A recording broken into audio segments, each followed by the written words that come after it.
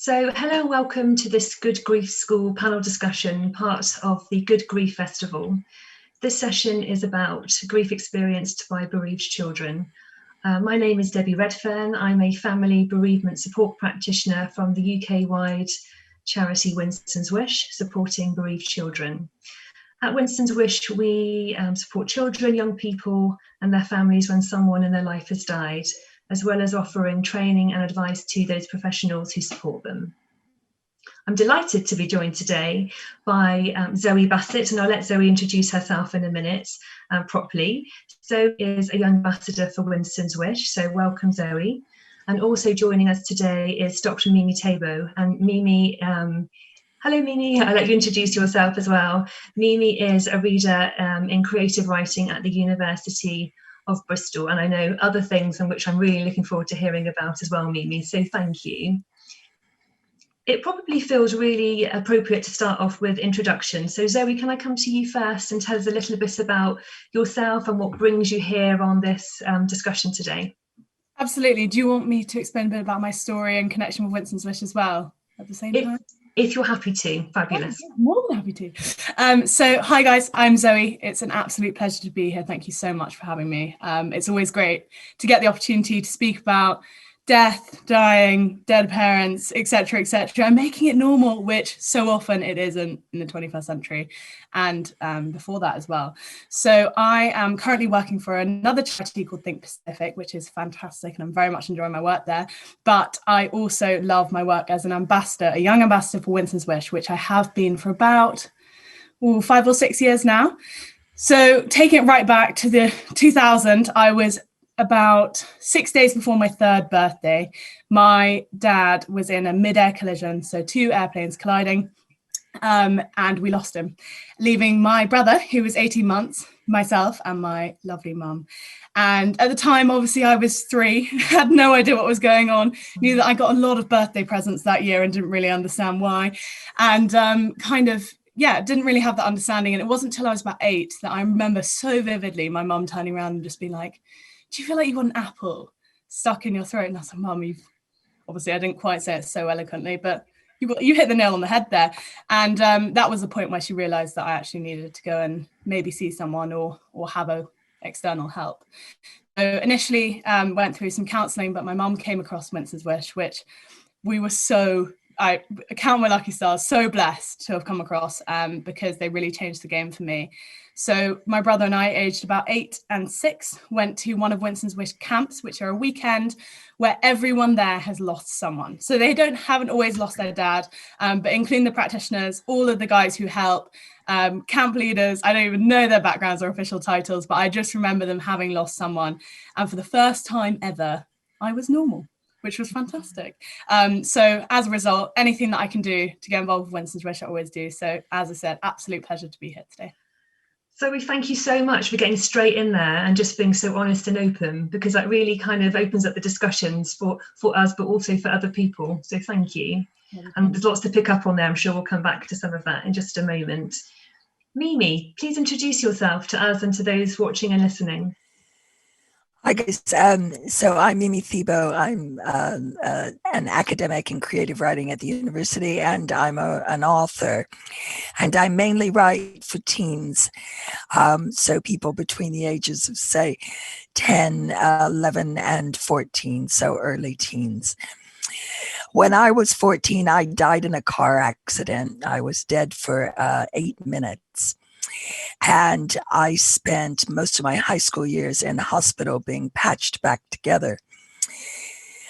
So my relationship with concepts of death kind of started there. During that time, I also lost my grandmother and a few other people. And I started reading the war poets because I felt like I was dragging death around like a handbag with me. And it was so amazing to see in print people feeling the same kind of trauma that I felt from my near-death experience. As an adult, I write about the recovery from trauma, and this often includes loss. My current manuscript features a teen couple whose mother was an addict and has died a year before the narrative starts.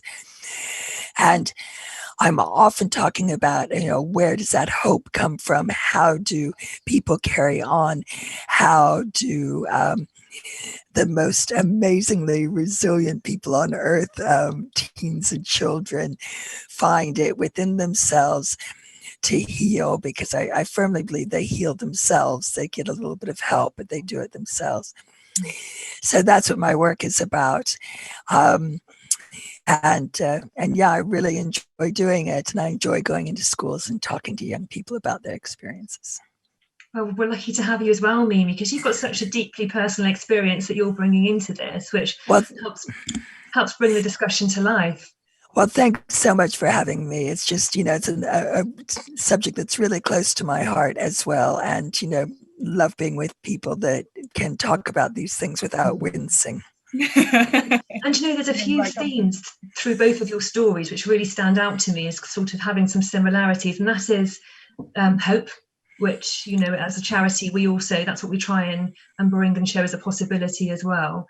And also something Zoe and Mimi, you both said about wanting to feel that you weren't the only one, wanting to feel this could be talked about, and trauma can be a subject which we are allowed to say the words out loud. We're allowed to talk about it, and nothing's going to happen if we do use spoken word. And one more thing about, I guess, the context of being in a family. So you're your individual, unique person in a family of people experiencing the same thing on paper, but in perhaps in very different ways, and how that affects each member of the family. Absolutely. So I guess, drawing on one of those things, thinking about the kind of the need to feel that it's not taboo to talk about death and to talk about trauma.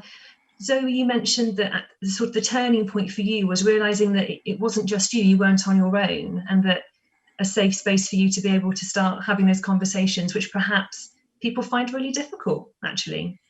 Absolutely. And so often in life, it's not usual as a kid to not have a parent. It's quite more common now to have a divorced parent, but not usual to not have one altogether. So it was being picked up at school by a nanny because my mum works full time, really unusual. Or sports day, my mum ran the dad's race and the mum's race. She was terrible at both, but we're going to excuse her. My mum was the dad, and that was very normal for me, but it wasn't normal for those around me. And I didn't realize it wasn't normal until people would say so, if that makes sense. So I guess the thing I also loved about Winston's Wish, which I didn't mention before, was coming into the Young Ambassador program. I was 18, so fresh out of school, experiencing new challenges associated with that. And met these guys who were also ambassadors and also had lost someone, and we all varied quite a bit in age. And I just remember I remember so vividly saying to someone, I was like, oh, how did your mum die? And they said, oh, cancer. How did your dad die? Oh, plane crash. Cool. What'd you have for breakfast? And I was like, this is awesome. This is awesome. Because for the first time, it's not like, oh God. And I'm like, no, I'm not going to suddenly burst into tears in front of you.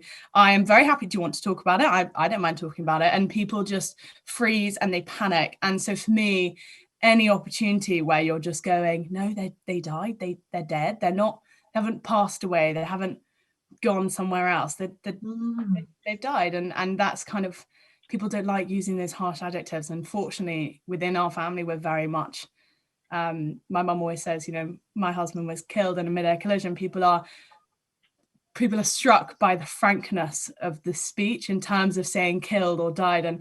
And that is something that I'm very passionate about moving on from, because it's confusing when you're 3 and someone's gone, Daddy's gone away. Well, where's he gone? Yes. When's he coming back? But he's not coming back. So I think, just being open about that communication is huge. And throughout my life, just being associated with people who have had lost a parent has been really powerful for me at different stages in my life, for sure. So the connecting with others is really important. We'd also like to welcome Dr. Shelley Gilbert, MBE, who's founder and trustee of the charity Grief Encounter. Welcome, Shelley. If you'd like to tell us a little bit about yourself, please. Thank you. Hi, yes. I have too brief a time to tell you too much about my experience, but there's 3 routes that brought me to this path. My first route was being bereaved very young as a child, and that's probably my largest area of expertise. The second route was retraining after I had my children as a professional, a psychotherapist. And I began to hear children's stories that were not dissimilar to my own. And the stories and the myths and paradoxes were repeated time and time again. And I thought I'd look for a resource or something to help me bring those ideas together. And I couldn't find one, so I thought I'll write one. And that's what happened. And it's now a little bit of a plug. I'll tell you more later if I get a chance. But it was called Grief Encounter. And it was a book for children to actively engage in, preferably with an adult, and to learn how to play and create again and face the big issues of grief. It also had a very other strong messages in the book, and tried to reframe our thinking about bereavement and grief and grieving with a picture of the spiral of grief. That book was actually left me quite floored. I thought a few aunties and uncles would read it, and a few of my friends, but actually the story took me on a very different path. Because of the absolutely overwhelming public response to the publication of the book, which put me in the position in another, how the road that brought me to you here today is the platform to, through the charity and with our esteemed colleagues here today, the Childhood Bereavement Network, being involved in the Childhood Bereavement Network from the beginning, brought me to a place where we could take the messages in this book to a wider audience, and not only that, engage other children, young people in the process of good grief. Shelley, thank you. So you also bring such a personal journey into where you are now, and the fact that you've also written a book can take us right back to the question that we were going to look at, which was to do with language. So what kind of language is helpful when we're talking about death and dying to children and young people?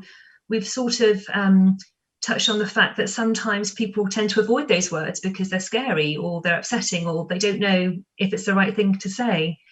And Mimi, you were just starting to explore a little bit about language in terms of your own experience and your writing. I think language is a way into talking about grief, and it's also a way people can put up barriers to this talking. And Zoe was talking about how people flinch away from words like death or died, and that, inhibits young people from being able to express what they're going through. It's difficult when I'm writing for young readers because I'm having to mediate between wanting to present what's happening for my characters, because I'm very fond of my characters. I believe in character rights. I think they're real people. And I'm having to also mediate things for the gatekeepers of librarians and teachers and publishers, and also allow young readers to access that grief without alienating them in the process. It's quite a difficult technical challenge to do. And I think it's impossible to ask young mourners to be able to do that for the rest of us. So I think it's really the work that you guys are doing just seems so important to me. There was something about your writing, Mimi, that you said you try and keep it realistic but hopeful. Have I picked that up right? Yes, I mean, I try to show the real emotions that people can go through, lots of different approaches to grief. And I want to show the resilience of young people, and how with just a little bit of help they can bounce back from almost anything. And I suppose that's the one thing I want my readers to take away, that even if the worst thing happens, they'll still be okay. And so that's what I'm doing all the time, writing about recovery. I'm not really interested in the big car crashes and the big, explosive backgrounds while the hero walks away looking cool. I'm not interested in the action. I'm interested in what happens after that. I'm interested in what happens to us after the big event. So keeping it real but approachable and accessible, really. So that accessible is really tough. It's yeah. It's really interesting that you're picking up on the theme of language, because it was certainly a big outcome from our research at Grief Encounter, my own personal doctoral research. Was to think about the language. And there's, again, a threefold approach to this. The first of all, when you experience premature death, you're propelled into a whole new world. It's as if you're not as if like, sorry, that was a very good language. Sorry, Mimi. It's as if you're propelled into a whole new world, a new language, like learning French or alien language, the language of grief. And we need help with that. The other experience we've witnessed is that when you do have the language, or even the language you're currently using, they're not good enough. Like dad, the word dad, if you've experienced the death of a father, will take on a whole new meaning. There's other smaller words and bigger words that also take on a whole new meaning, and children need a place to express that. And then the third problem will be, we need to encourage children to read real stories like Mimi's talking about, or fictional stories, and to learn how to use the metaphors in those stories in a very, very creative way. And a lot of our work with children, with adults, with children and young people, is for adults as well. That what we've lost as when we've experienced traumatic death, such as our families have, is to use, is we lose our creativity. We don't really know how to have fun anymore because there's always a dark cloud. So that's the third route when we're thinking about language, is also expanding the use of language. Creativity. Mimi, what were you going to say before I talk about creativity? I just want to talk about metaphor, and I've got a stack of books here that I thought I could read just a little bit for you, tiny little bits. This is from a book called Wipeout. It was made into a BAFTA award-winning film by the BBC and won the Cruz Award for fiction. And this is about a boy whose mom was a champion surfer, but she dies of cancer, and he keeps dreaming of her surfing in this really colorful dreams. But his world that he's living in with his Auntie Mary in this misty valley has gone black and white. And he often, at the end, his mom's surfing on this color, but she's draining all the color from his world in the dream. And I think metaphor is so important, a way for us to communicate our emotions. Zoe's apple in the throat that her mom is just brilliant, and we don't have words that actually encompass things like, dad or loss, but we can use metaphor in a kind of playful way. You're right, absolutely right, Shelley, that helps us express that feeling. And in this book, I don't know if you've ever been surfing or swimming in a rough sea, but that first initial grief, because this takes you from the night of his mom's death to the night of her funeral, is like a wipeout. It's this huge cold wave that just suddenly pulls you under and leaves you breathless and gasping. I think these kinds of ways of using language, of using imagery, of using metaphor, so important to communicate what's going on for us internally. I owe you an apology, Mimi, because I've just finished drawing up Good Grief Reads, which will be available on our website. And I didn't come across your book, so it sounds amazing. I don't know if Winston's have got it on their read list, but or Zoe, you've come across it, but it sounds wonderful. The metaphors, like of the wave and the colour coming back in, really ring true to a grieving child's journey. And using creativity is such a big part of the work that professionals do when they're working with children and young people and adults, like you said, Shelley, tapping into that playful side, the creative side, particularly for children and adults that don't have the language yet to be able to express what's going on for them, or maybe actually using the language is quite daunting. We know that there's other ways that we can express how we're feeling and explore how we're feeling without actually having to always speak if we don't want to. That then becomes your choice.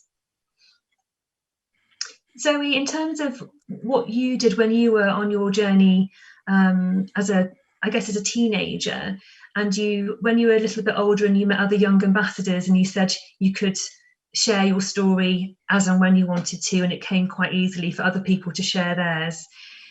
Was that always the case, or was there a period of time when actually it was difficult to say what had happened to you and your family?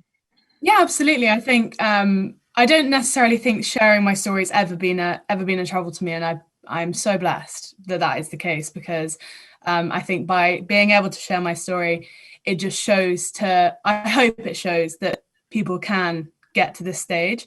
I don't ever want to feel like they need to know my story, because they don't. It just shows that I can do it without crying, which I think is almost just as equally as important, because sometimes it feels like it's unobtainable, right? But I think there are definitely moments where you just go, oh my God, I'm going to have a meltdown. And that could be in graduation day and everyone else's family's there and mine aren't. And my mum has a boyfriend who I absolutely love. But the poor guy kept being like, who also knew my dad, the poor guy in my graduation photos, like, Peter, put your arm around your daughter. Come on, Dad, get in the picture. And he kept being, not Dad, because he knew my dad, was like, this is so weird. But also the other thing that I can think of recently that was a total meltdown point for me was I was fortunate enough to be involved with another panel, Winston's Wish, and didn't really know who was going to be there. There were some fantastic panelists, very esteemed people. And I came across, introduced to Julie Stokes, who founded Winston's Wish, and I just completely lost it. I was about 5 minutes away from going on to the panel, but you know, when you've idolized someone, she used to be my person that I'd bring to school, and everyone would bring a football player and I'd bring Julie. And I met her, and it was just the first time ever that we were talking about our experiences, and there's a lot of people who are bereaved there, and that particular thing was adults bereaved as children, that panel. And so it just ended up being like a complete melting point for me when I was sharing that and Julie being there. But fortunately, other than that, I tell my story fairly easily, and that is completely down to the help that I've had with Winston's Wish. And that becomes then your choice whether you want to share with somebody new what's happened to you or not. Absolutely. And I think it's complicated because people come and go. I had an amazing stepfather who my mum's divorced, and he was my dad for 10 years. And then I talk about him as though he's my dad, but obviously people know that I've lost a dad. And so then I get questions to my best mates who are going, who's a dad? Which is totally fair enough, because I talk about them all so interchangeably. But it does complicate things and make things difficult where not everyone has experienced or will ever, or I hope never experiences that. Shelley, I wondered what it's like for you to hear Zoe's more recent story of being bereaved as a child compared to your story, which was a little bit longer ago, and what kind of support was there for you then when you were young? I think some things have changed. In fact, Julie Stokes has said to me that I've made seismic changes in the bereavement world. I think she has made, I'm with Zoe, she's also made seismic changes. And I think that there have been changes to a certain extent, in the sense that, yes, the conversation is a little bit more open. Yes, with our bereavement organisations growing, there have been more opportunities. I certainly think there have been more opportunities now, assuming Zoe was part of that, in bereaved kids meeting other bereaved kids and families. Yeah, which I don't know what you would say. I don't know what others in the bereavement world would say now, but I really do think that is the strength of our group bereavement organisations. So there have been changes in, hopefully, children and young people feeling less isolated and less alone. There have been other changes which aren't so great. Like people, there still aren't enough opportunities to both public and private to grieve. I still think we've got a long ways to go. I hear things like, my own experience was to be taken away completely from the funeral rites.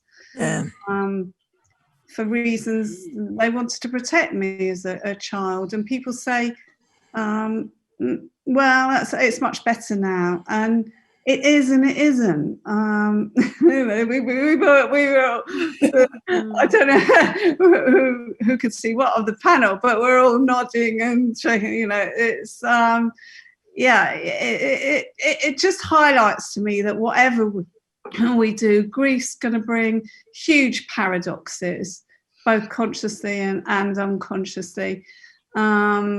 And we just have to stay on, well, I feel I have to stay on my little box, even though my kids are fed up with me banging on. And we still have to see changes. I mean, it may be that COVID does bring into full frontal death. So it may be that in a few months' time we'll still be talking about death and dying. But what I want to see is not only talking about it, but also people hearing, and I don't know if those that are bereaved, Zoe, whoever's listening, will agree with me. There's nothing worse than actually finally sharing something with others, and then they're not doing the right things with it. And we like to think that we do the right things, that we not only listen, but we also hear, and then we all of us adults should take responsibility, and children and young people themselves, to take responsibility for being able to process that and embed it into into a lifetime's worth of change. So in terms of us talking about death and dying, even, I don't even know what the word is, even more accessible, even more normal, should we be asking, well, we should be, I believe, we should be asking, consulting with children and young people. Is that what we should not only be asking or consulting, we should also be hearing them, giving them the tools to be able to, like we were talking about earlier, the language, the creativity, the opportunities, so we can hear what they've got to say, and this is the hard bit, this is the long-term work, this is the bit some of us aren't so good at and some of us are, is the longer term work of, for example, helping them tell their life story properly, helping them along that journey and rebuilding their identity, their new identity. Children, young people say to us, you know, I feel different. I can't fit in the same way as I used to. I'd love to touch on the point there. Is that all right, Debbie? So yeah, you're nodding. So yeah, please go ahead. Definitely. Good. No, I think in terms of how far we've come, I completely agree. I think, well, I'd like to think that we've come a long way, even in the 20 years that it's happened to me. But I'd say there are still so many things that need to be worked on. And one of the stories that I'd like to share is just when I was in reception or year one, I can't quite remember. So little. 6, I was making a Father's Day card, as was my class, and it got taken off me because I didn't have a father and therefore I wasn't allowed to make one. And it's things like that that are trivial, and they are so seemingly trivial to a teacher who just, I don't blame that teacher in the slightest, they just didn't understand. And that understanding just needs to come from somewhere. And I hope things are being done. I've seen a lot of Winston's Wish stuff, training teachers in bereavement, which is just awesome. And then I guess the other side of things is just having that, exactly as you say, that understanding and listening to people, and just being that person that doesn't necessarily react, but also you become so immune to those reactions that you kind of expect it. So when someone doesn't react, you're like, this is quite weird now. They haven't reacted. But you almost feel like you need to say something to make them more comfortable by what you said, which is so reverse, like it's so weird. That as a result, you just keep quiet about your story. You know, I've got to say that this conversation feels, although it's the first time I've participated in a panel like this, thank you so much for letting me on. It sounds so much like a number of other panels I'm on about diversity in fiction and diversity in higher education. And I think that this is a diversity issue, you know, that we have children whose families are a little bit different, in that one member that used to be there isn't there anymore because of death. And I think that's just another normal family. You know, like having 2 mummies or having 2 daddies or having a series of 4 stepfathers that you're still in touch with them all, or whatever it is, you know, that our idea of what family is has to include some missing people that are still just as important to us as the living people.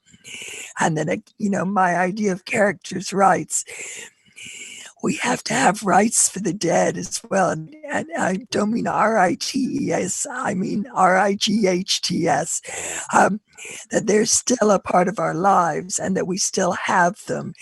And that's especially true for young people. And I'm exceedingly cross, Zoe, that you had your Father's Day card taken off of you. And I hope that, you know, that we're helping teachers understand that this is a normal part of a diverse population, and we don't have to put these people outside of our lives, normal lives or normal activities. Thanks again for that opportunity to get back on my soapbox. I don't know if any of you are aware that bereaved kids and young people are not even recognised as a vulnerable group. So your point is absolutely spot on. You know, you are if you're a divorced kid, but not if you've experienced the death of a parent or sibling. That's you know, I still find that very, very, very uncomfortable. I don't know if anyone was aware of that. Wasn't aware of that. Utter madness. That's crazy. I think one forms your story and the other maintains it. I think for 100%, I wouldn't be the person I am today had I not lost my dad when I did. But that doesn't mean that it was easy. I can talk about it now. That hasn't always been the case. And yeah, to not be a vulnerable child, I think I was very vulnerable, so vulnerable, very emotional as well. Yeah, and also, you know, if you give you a wish, you know, I don't want anyone to interpret that things are all okay. If I gave you a wish, you'd wish I mean, I don't know you. I've only met you the first time, but I know the pathways, and you'd wish that it never happened.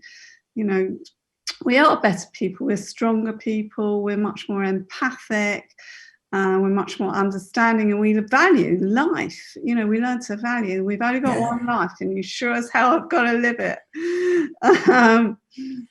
I think we're more fun. I think we're all more fun because we're not going to spend a single day without having a good time. I think I really liked what you talked about earlier with Mimi, when you touched about the normal. But my mum always we celebrate everything. We celebrate the day my dad died, my dad's birthday. We have martinis, obviously when of age, as appropriate. That was his favorite drink, and we do it for my grandparents as well, who are with us as well, and that we all imagine them sat on a cloud hanging out with a gin and tonic, and that's how we celebrate them being here. Even though that doesn't have to be an everyday thing.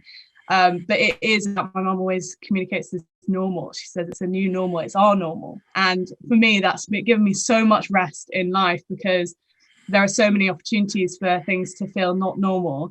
And technically, if we're talking about whatever a norm is, it's not normal, a 2-parent family. But for us, it's normal, it's our normal. And that communication, that language around that, and I think, as we have touched on time and time again, the languaging, just so important and a massive comfort to me over the years, for sure. I was thinking when you were talking about it links in what you're saying, Zoe, about this, that was your normal, that everyone has such a unique journey, but moving forward, it isn't just about us supporting children, young people that have been bereaved, but it's about basically educating everybody, isn't it? Right. That this happens. You know, it's all very well and good us talking to bereaved families, but actually, if it's not a wider discussion, then they're still in isolation in their bereavement. So thinking about being bereaved as a child, and then Zoe, you talked about where you are now, that you are who you are because your dad died, but of course you wouldn't have wished it to happen, but it's made you the person that you are now. And if we were to think about a young person or a parent or carer listening now that's got a child who's maybe in primary school or secondary school, or who's a young adult, what do we think about sort of grief coming back at different parts of our life, at different maybe transitions between different schools or from childhood to adulthood?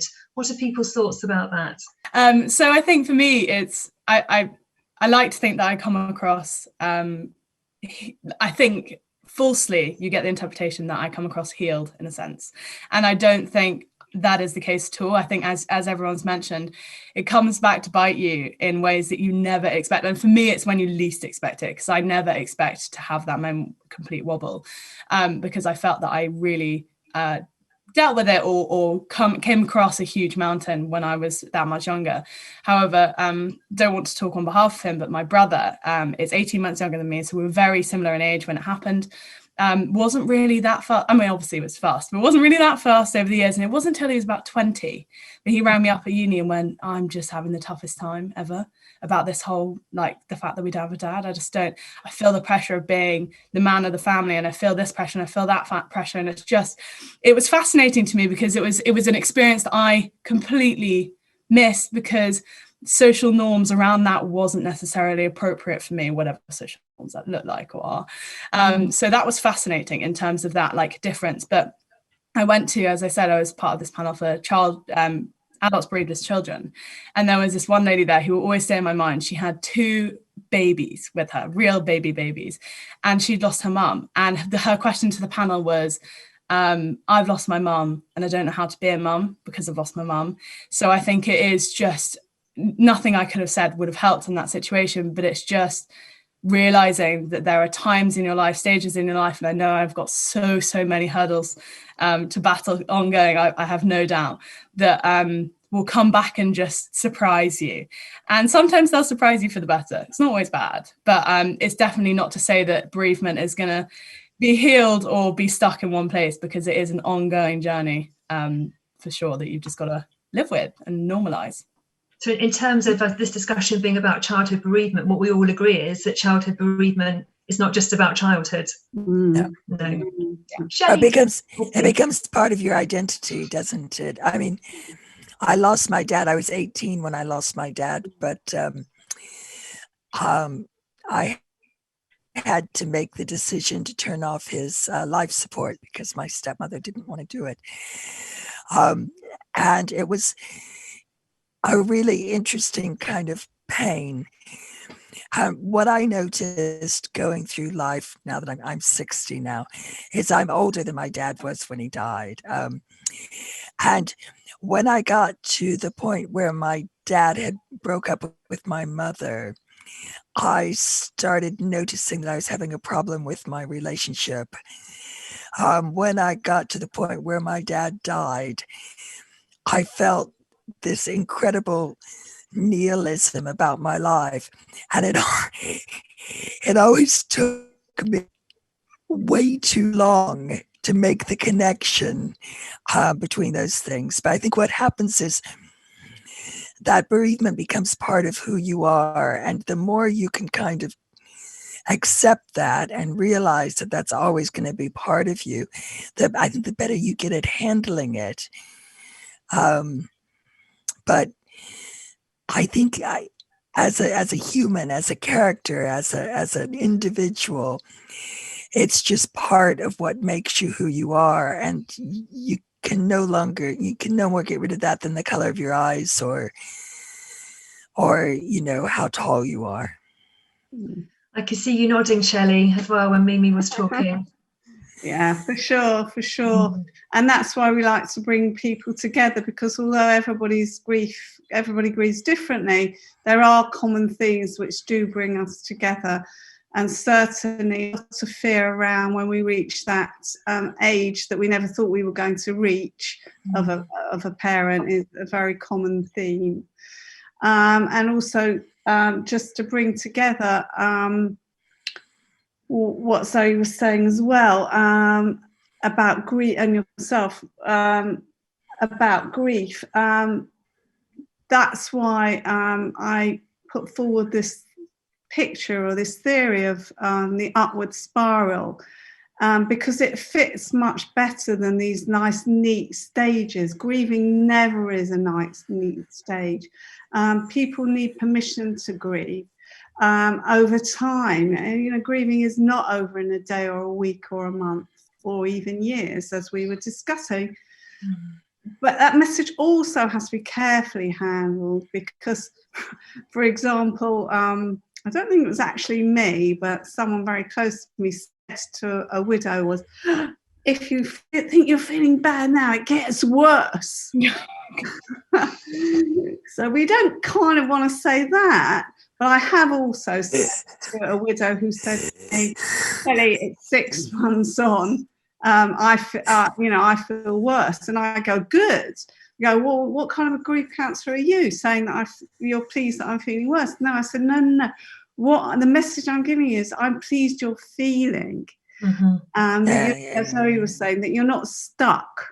That's our danger signs, or that you're not operating at extremes of the spectrums.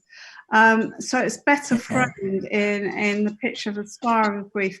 You can find out more in the grief book if you want an actual picture of that. I can't see that today.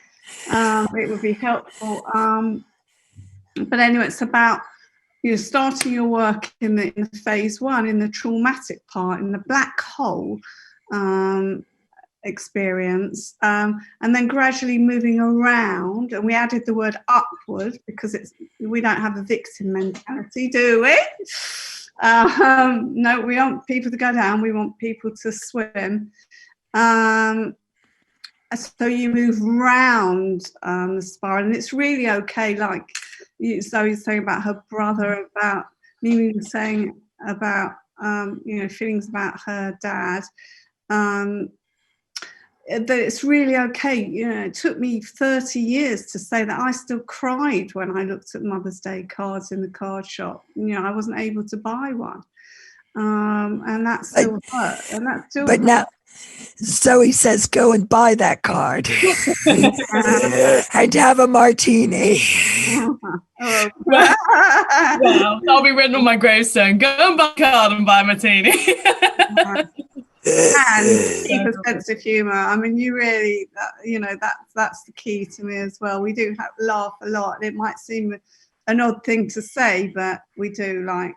Yeah, you're allowed to laugh. I think you are. Yeah, not Dad. Yeah, but that's the light and shade that comes into grieving. Exactly. With children, exactly. we talk about puddle jumping, don't we? Children, they find out, they want to ask about how Daddy died one minute, and then the next minute they want to know whether they're having fish fingers or sausages for tea. Mm-hmm. If as a parent or a carer, that can just take you by surprise. But actually, this is the way that children process things, and they need to be able to enjoy themselves and have the moments of lightness as well. It's true, but it's very easy to fool adults. And I think we're very easily led down that the route of the myth of closure, and think that children are fine and everything's okay, because they're not. There really is, something about life being the absence of death. And unless you know death, you can't really know life, because unless you feel the absence, then you can't really enjoy the fullness of what you've got. I mean, it's just a miracle that any of us are here. I think it takes something like 4,200 successful ancestors to get to the point of being a human being on Earth today. And, we're the only place we know of with sentient life in the universe have any day at all. And I think when you walk close to death, or when, one of your best friends is dead, or when one of your parents happens to be a dead person, you realize that a little bit more. It gives you more understanding of how precious every moment is. And yes, let's have fish fingers for tea with our martini. Absolutely. Mimi, thank you for saying that, because that always brings us full circle back round to talking about the idea of offering hope to children and young people that are grieving, and the importance of offering this hope. And I don't know what it felt like for you ladies, but it's gone so quickly for me, and I know we're coming right to the end of our time together.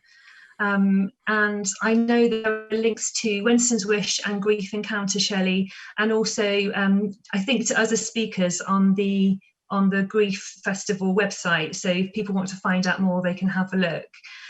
From me personally, from Winston's Wish, I want to say thank you so much for coming and sharing your really genuinely personal, such personal, deep stories with us today. I think it makes it a real rich listen for people listening from home and watching us from home. And also, I suppose from all of us, we should just say thank you to everyone for joining this Grief School discussion today. Thank you. And goodbye. Yeah, it's been an absolute pleasure. Thank you so much. And so nice to hear from the other ladies as well. It's been great. So nice to meet you guys. You're all brilliant. Thank you. We'll say goodbye. Goodbye. Bye. Bye. Bye.